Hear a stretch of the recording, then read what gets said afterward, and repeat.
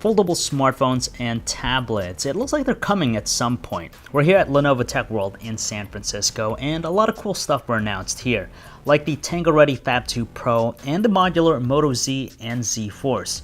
But the ones we really thought were cool are concepts. Yes, concepts, as in they're not something we'll be buying anytime soon. Either way, it really opens up the idea of what we'll potentially see down the road. Now, during this Q&A session with some of the engineers, we got a sneak peek at two foldable devices. The first one being a foldable smartphone, the one that was shown off during the keynote by Megan McCarthy. Thank you for such a nice intro. I'm not used to seeing myself on such a big screen, but I kind of like it.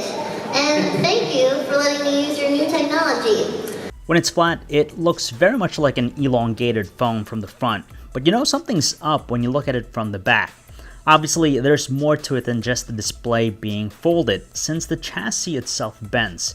Lenovo's concept seems practical because as it's being bended, the interface slowly begins to shift, so that its operation while on your wrist is a little bit more appropriate. What's really interesting is that Lenovo says that folding a display in isn't a problem, but it is when you're bending it out, which is the case here with the smartphone. That's because of how the glass or whatever's covering the panel itself is being stretched. But from what we can see here, it's using this stretchy plastic looking cover. You can visibly see the layer just because it kind of distorts a bit.